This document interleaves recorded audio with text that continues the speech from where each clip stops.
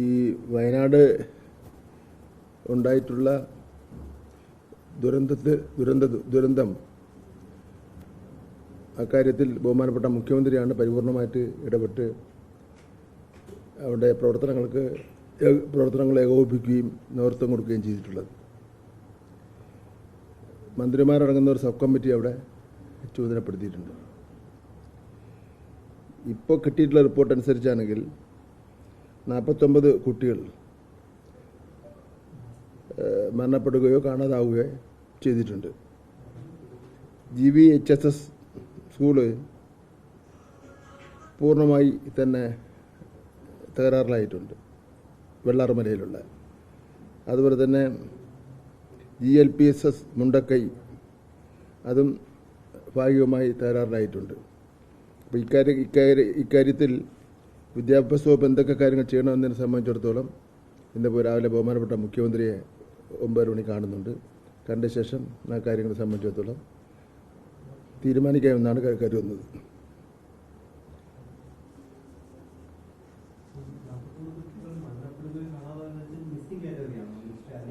അതെ,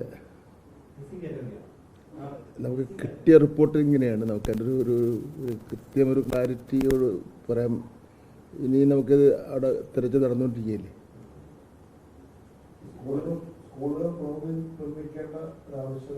ഉണ്ട്. അതിലിപ്പോൾ GVHSS വെള്ളാർമല പുനർനിർമ്മാണം നടത്തണം. മറ്റ് GNPS Mundakkai, CMHSS Arappatta, GHSS Meppadi, SKMJHSS Kalpetta, saint Joseph girls high school Meppadi, ഇത്രയും സ്കൂളുകളെ സംബന്ധിച്ചിടത്തോളം ചെറുതും വലുതുമായിട്ടുള്ള അറ്റകുറ്റപ്പണികൾ നടത്തേണ്ടതായിട്ടുണ്ട്. അപ്പോൾ ഇത് എന്തെങ്ങനെ വേണം എന്ന് സംബന്ധിച്ചിടത്തോളം ഞാൻ ബഹുമാനപ്പെട്ട മുഖ്യമന്ത്രിയും കൂടെ കണ്ട ശേഷം നമുക്ക് അതിനെ സംബന്ധിച്ചോളം ആലോചിക്കാൻ കഴിയുന്നതാണ്. പാഠപുസ്തകം നഷ്ടപ്പെട്ട കുട്ടികളുണ്ട് പൂർണ്ണമായിട്ടും. അതുപോലെ TC നഷ്ടപ്പെട്ടവരുണ്ട്. SLCയുടെയും ഹയർ സെക്കൻഡറിയുടെയും സർട്ടിഫിക്കറ്റ് നഷ്ടപ്പെട്ടവരുണ്ട്. അപ്പോൾ ഈ കാര്യങ്ങളിലൊക്കെ തന്നെ എങ്ങനെ വേണമെന്ന് സംബന്ധിച്ചിടത്തോളം മുഖ്യമന്ത്രിയായിട്ട് കണ്ട് ആലോചിച്ച ശേഷം തീരുമാനിക്കാം.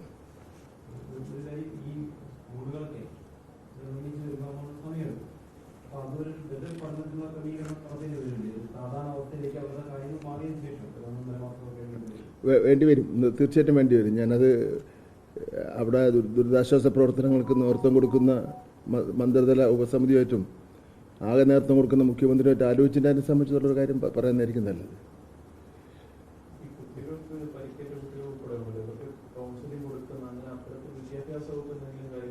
അല്ലാതെ എന്തൊക്കെ വേണമെന്ന് സംബന്ധിച്ചിടത്തോളം മുഖ്യമന്ത്രിയായിട്ട് ആലോചിച്ച ശേഷം പറയാം. അതല്ലേ നല്ലത്. കാരണം ഞാനവിടെ സ്പോട്ടിൽ പോയിട്ടില്ല. അവിടെ മന്ത്രിതല കമ്മിറ്റിയുണ്ട്, ഉപസമിതിയുണ്ട്. മുഖ്യമന്ത്രി 2 ദിവസമായിട്ട് അവിടെ ക്യാമ്പ് ചെയ്യുകയായിരുന്നു. അപ്പോൾ അവർക്കൊക്കെയാണല്ലോ ഇതിൻ്റെ കാര്യങ്ങൾ കുറച്ച് കൂടുതൽ നേരിട്ട് അറിയാവുന്നത്. അപ്പോൾ അവരുമായിട്ട് ആശയവിനിമയം നടത്തിയിട്ട് നമുക്ക് സാധ്യമായ മുഴുവൻ കാര്യങ്ങളും അവിടെ ചെയ്യുന്നതിന് വേണ്ടി ഒരു ബുദ്ധിമുട്ടുമില്ല. മറ്റൊന്ന്, ഈ ഗുണമേന്മ വിദ്യാഭ്യാസത്തിൻ്റെ ഭാഗമായി സംസ്ഥാന ഗവൺമെൻറ് നിയോഗിച്ച ഒരു കമ്മിറ്റിയാണ് ഖാദർ കമ്മിറ്റി എന്ന് പറയുന്നത്. 3 പേരടങ്ങുന്ന ഒരു കമ്മിറ്റിയാണ്. അതിൻ്റെ 1ാം ഭാഗം ഒരു വർഷം മുമ്പേ തന്നെ അംഗീകരിക്കുന്ന സ്ഥിതിവിശേഷം വന്നു. അതിൽ 1ാം ഭാഗത്തിൽ അധ്യാപകരുടെയും അതുപോലെ നോൺ ടീച്ചിങ് സ്റ്റാഫിൻ്റെയും തുടങ്ങിയവരുടെയൊക്കെ തന്നെ കാര്യങ്ങളാണ് ആ കാര്യത്തിൽ സൂചിപ്പിച്ചിട്ടുള്ളത്. 2ാം ഭാഗത്തിൽ ഗുണമേന്മ വിദ്യാഭ്യാസം എങ്ങനെയാവാം എന്നതിനെ സംബന്ധിച്ചിട്ടുള്ള കാര്യങ്ങൾ സൂചിപ്പിച്ചിട്ടുണ്ട്. അപ്പോൾ അത് കഴിഞ്ഞ ക്യാബിനറ്റിൽ അംഗീകാരം നൽകി. ഇനിയിപ്പോൾ ഈ വിഷയം പൊതുജനങ്ങളുമായിട്ട് ഒരു ആശയവിനിമയം നടത്തുന്നുണ്ട്, അധ്യാപക സംഘടനകളുമായിട്ട് ഒരു ആശയവിനിമയം നടത്തുന്നുണ്ട്. അതിലിന്ന് 2ാം ഭാഗം റിപ്പോർട്ടിൽ പറയുന്ന എല്ലാ ഭാഗവും നടപ്പിലാക്കണമെന്നില്ല. റിപ്പോർട്ട് ഈ 2ാം ഭാഗം റിപ്പോർട്ട് അംഗീകരിച്ചപ്പോൾ തന്നെ അതിലുള്ള പ്രധാനപ്പെട്ട ഭാഗങ്ങൾ നടപ്പിലാക്കുമ്പോൾ ക്യാബിനറ്റുമായിട്ടും കൂടെ ആലോചിച്ചിട്ട് ശേഷമേ നടപ്പിലാക്കാൻ പാടുള്ളൂ എന്നുള്ള കണ്ടീഷൻ്റെ അടിസ്ഥാനത്തിലാണ് ക്യാബിനറ്റിൻ്റെ അംഗീകാരം ലഭിച്ചിട്ടുള്ളത്. ഇപ്പോൾ ഉദാഹരണമായിട്ട് സ്കൂൾ സമയത്തിലുള്ള മാറ്റം, അത് രാവിലെ മുതൽ ഉച്ചവരെ എന്നുള്ള നിലയിലാണ് അതിൽ സൂചിപ്പിച്ചിട്ടുള്ളത്. എന്നാൽ നമ്മുടെ കേരളത്തിൽ പല സിലബസിൽ ഉള്ളവർ രാവിലെ മുതൽ ഉച്ചവരെ ക്ലാസ് നടക്കുന്നുണ്ട്, ഷിഫ്റ്റ് നടക്കുന്നുണ്ട്. പക്ഷേ ഇപ്പം എന്തായാലും ഇപ്പോൾ ഉള്ള പോലെ തന്നെ തുടർന്ന് പോകട്ടെ എന്നുള്ള നിലയിലുള്ള നിലപാടാണ് ഗവൺമെൻറ്റിന് ഉള്ളത്. സമയം മാറ്റം ഇപ്പം നമ്മുടെ അജണ്ടയിൽ ഇല്ല എന്നുള്ളതാണ്. കാരണം പലരും അതിനെ സംബന്ധിച്ചൊരു ഉത്കണ്ഠ രേഖപ്പെടുത്തിയിട്ടുണ്ട്. മറ്റൊന്ന്, ഈ പ്രതിഷേധിക്കുന്ന അധ്യാപക സംഘടനകൾ ആ റിപ്പോർട്ടിലുള്ള ഏത് ഭാഗമാണ് തങ്ങൾക്ക് അധ്യാപകർ എന്നുള്ള നിലയിൽ തങ്ങൾക്ക് പ്രതികൂലമായി വരുന്നതും അതേപോലെ തന്നെ വിദ്യാർത്ഥി സമൂഹത്തിന് പ്രതികൂലമായി വരുന്നത് എന്നുള്ളത് ചൂണ്ടിക്കാണിച്ചാൽ അതും പരിശോധിക്കുന്നതിന് വേണ്ടി ഗവൺമെൻറ് തയ്യാറാണ്, തുറന്ന മനസ്സോടുകൂടി തയ്യാറാണ്. അധ്യാപകരുടെ ആരുടെയും ജോലി നഷ്ടപ്പെടുന്ന പ്രശ്നമില്ല, അവരുടെ പ്രൊമോഷൻ സാധ്യത പോകുന്ന പ്രശ്നമില്ല. അങ്ങനെ അധ്യാപകരെ ബാധിക്കുന്ന ഒരു നെഗറ്റീവായിട്ട് അധ്യാപകർക്ക് ബുദ്ധിമുട്ടുണ്ടാകുന്ന രൂപത്തിലുള്ള ഒരു കാര്യങ്ങളും അതിലൂടെ ആ റിപ്പോർട്ടിൽ കാണുന്നതിന് കഴിയില്ല. അപ്പോൾ അത് റിപ്പോർട്ട് മൊത്തം വായിക്കുമ്പോൾ അവർക്ക് അതിനെ സംബന്ധിച്ചിട്ടുള്ള കാര്യങ്ങളാവും. അതുപോലെ ഇപ്പോൾ തന്നെ ഇത് വേഗതയിൽ നടപ്പിലാക്കാൻ വേണ്ടിയുള്ള പരിശ്രമമാണ്. അതിൻ്റെ ഭാഗമായിട്ടാണ് സ്പെഷ്യൽ റൂൾസ് തയ്യാറാക്കിയിട്ടുള്ളത്. ആ സ്പെഷ്യൽ റൂൾസിൻ്റെ കുറേ നടപടിക്രമങ്ങൾ ഉണ്ട്. സ്പെഷ്യൽ റൂൾസിന് അത് പബ്ലിക് സർവീസ് കമ്മീഷൻ, വിദ്യാഭ്യാസ സബ്ജക്റ്റ് കമ്മിറ്റി, നിയമസഭയുടെ ലീഗൽ ഒപ്പീനിയൻ തേടണം, പൊതുജനങ്ങളുമായിട്ടുള്ള ചർച്ച വേണം. അങ്ങനെ കുറേ നടപടിക്രമങ്ങൾ പൂർത്തീകരിച്ചിട്ടാണ് അവസാനമായി നിയമസഭ വിദ്യാഭ്യാസ സബ്ജക്റ്റ് കമ്മിറ്റി ഇതിന് അംഗീകാരം കൊടുക്കുന്നത്. അപ്പോൾ അതും കൂടെ അംഗീകാരം കിട്ടിയാൽ മാത്രമേ പൂർണ്ണമായി ഉള്ള ഒരു നടപ്പിലത്തേക്ക് നമുക്ക് മുന്നോട്ട് കൊണ്ടുപോകുന്നതിന് വേണ്ടി കഴിയുള്ളൂ.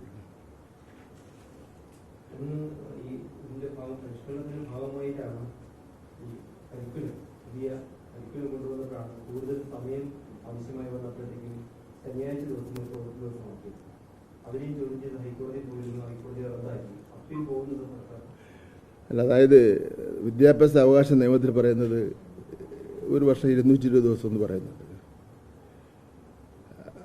പിന്നെ ഒരു കൂട്ടർ കോടതിയിൽ കേസിന് പോയി. അത് കേസിന് പോയപ്പോൾ ഉള്ള സിംഗിൾ ബെഞ്ചിൻ്റെ ഉത്തരവെന്ന് പറയുന്നത് വിദ്യാഭ്യാസ അവകാശ നിയമത്തിൽ പറയുന്ന അത്രയും തീയതി വെച്ചുകൊണ്ടുള്ള പ്രൊസീഡിങ്സ് വിദ്യാഭ്യാസ ഡയറക്ടർ ഇറക്കണമെന്നുള്ള ഉത്തരവാണ് നൽകിയത്. ഇപ്പോൾ അത് കഴിഞ്ഞ ശേഷം അധ്യാപക സംഘടനകൾ അതേ സിംഗിൾ ബെഞ്ച് വേറൊരു സിംഗിൾ ബെഞ്ചിൽ പോയി. അപ്പോൾ അവർ പറയുന്നത്, ആ സിംഗിൾ ബെഞ്ച് പറഞ്ഞിരിക്കുന്നത് വെച്ചാൽ 220 ദിവസം ഒഴിവാക്കിക്കൊണ്ട് അധ്യാപക സംഘടനകളുമായിട്ടൊക്കെ തന്നെ ചർച്ച ചെയ്ത് ബന്ധപ്പെട്ട അക്കാഡമിഷ്യൻസുമായിട്ടൊക്കെ ചർച്ച ചെയ്ത് കുട്ടികളുടെ നോൺ അക്കാഡമിക് ആക്ടിവിറ്റീസിനെയും കൂടെ ബാധിക്കാത്ത നിലയിൽ ഒരു പുതിയ കലണ്ടർ തയ്യാറാക്കണം എന്നുള്ളതാണ്. എന്തായാലും നമ്മൾ ആഗ്രഹിക്കുന്നത് പൊതുവിദ്യാഭ്യാസ രംഗം ശാന്തമായ ഒരു അന്തരീക്ഷത്തിൽ പോവുക എന്നുള്ളതാണ്. കാരണം ഒരുപാട് പ്രോഗ്രാംസാണ് ഉള്ളത്. ഒന്ന്, കുട്ടികളുടെ പരീക്ഷ, ഒരു വർഷം മുഴുവൻ 2-3 ടേമിലായിട്ടുള്ള പരീക്ഷ ഉണ്ട്, യുവജനോത്സവമുണ്ട്, നമ്മുടെ കായിക മേളയുണ്ട്, അധ്യാപകരുടെ ഫെസ്റ്റിവലുണ്ട്, പിന്നെ ഡിഫറൻ്റ്ലി ഏബിളായിട്ടുള്ള ഫെസ്റ്റിവലുണ്ട്. അങ്ങനെയൊക്കെയുള്ള ഒരുപാട് ഉത്തരവാദിത്വം ഏറ്റെടുക്കേണ്ടതാണ്. അതിനൊക്കെ അധ്യാപകരുടെയൊക്കെ തന്നെ സഹായം വേണ്ടിയിരിക്കുകയാണ്. അപ്പോൾ അതുകൊണ്ട് ശാന്തമായ ഒരു അന്തരീക്ഷത്തിൽ ഇത് പോവേണ്ടതായിട്ടുണ്ട്. ഞാൻ തന്നെ അന്ന് അവരോട് പറഞ്ഞു, നിങ്ങൾ കോടതി കോടതിയാണ് ഒരു വിധി വന്നത്. അപ്പോൾ എനിക്കൊരു അത്ഭുതകരമായി തോന്നുന്നത്, സിംഗിൾ ബെഞ്ച്, 2 സിംഗിൾ ബെഞ്ച് തന്നെ ഒന്ന് അനുകൂലമായിട്ടും ഒന്ന് പ്രതികൂലമായിട്ടുള്ള വിധി വന്നിരിക്കുന്നു. അതെന്താണെന്ന് മനസ്സിലായില്ല അങ്ങനെ വന്നതിനെ സംബന്ധിച്ചോളം. എന്തായാലും അപ്പീൽ പോകാൻ വേണ്ടി ഇപ്പോൾ ഉദ്ദേശിച്ചിട്ടില്ല. വിധിയുടെ പൂർണ്ണ രൂപം കിട്ടിയ ശേഷം അതിൽ പറയുന്ന കാര്യങ്ങൾ നടപ്പിലാക്കാനാണ് ഉദ്ദേശിക്കുന്നത്.